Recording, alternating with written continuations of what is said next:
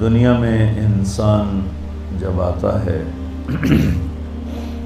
تو وہ بالکل جاہل ہوتا ہے۔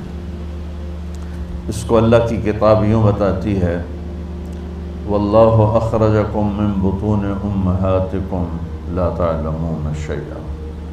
اللہ نے تمہیں ماں کے پیٹ سے نکالا، تم کچھ بھی نہیں جانتے تھے۔ یہ جو آج آپ مختلف ڈگریوں کے ساتھ بیٹھے ہیں یا مختلف نسبتوں کے ساتھ بیٹھے ہیں، ان میں سے کوئی ایک نسبت ہمارے ساتھ نہیں تھی۔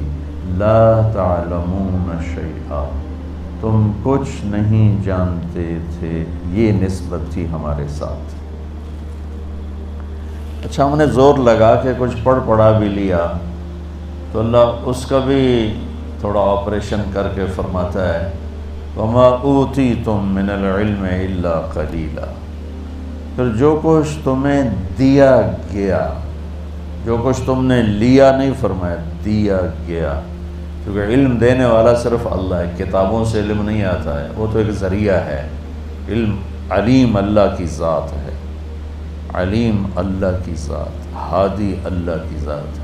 اور اللہ پہلی وحی میں کہتا ہے علم الانسان ما لم یعلم، کہ سکھانے والا بتانے والا صرف اللہ ہے، اور اس کو اس نے چھپا دیا تعلیم و تعلم میں، سیکھنے سکھانے میں، پڑھنے پڑھانے میں۔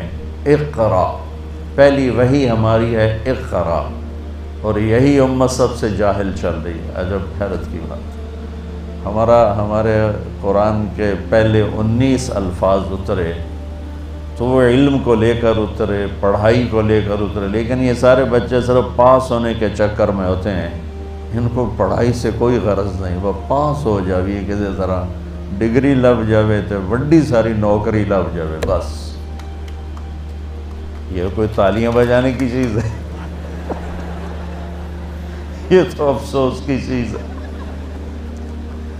ابھی اگر اعلان ہو جائے کہ آپ کی یونیورسٹی کا کیا نام ہے، بہاریہ یونیورسٹی کی جو ڈگری ہے وہ ویلڈ نہیں ہے، تکا لیتے صرف کام بولن کے بندہ کوئی نہیں ہوگا، صرف شفیق صاحب بیٹھے ہوں گے تسبیح پکڑ کے اللہ اللہ کرتے، باقی سب غائب ہوں گے۔ چونکہ یہ ساری میری جو نسل بیٹھی ہے، انہیں علم سے کوئی غرض نہیں، انہیں صرف ڈگری چاہیے، اور ڈگری بھی وہ چاہیے جس پہ جاب مل جائے، بڑی اچھی ہینڈسم جاب مل جائے، بس۔ بچوں، جب تک ہم تم علم کے فقیر رہیں گے نا، ہم سر اٹھا کے زندگی نہیں گزار سکتے۔ پیسے کا فقیر عزت سے زندگی گزار سکتا ہے، لیکن علم کا فقیر عزت سے زندگی نہیں گزار سکتا، اس کے لیے ذلت ہی ہے، پستی ہی ہے۔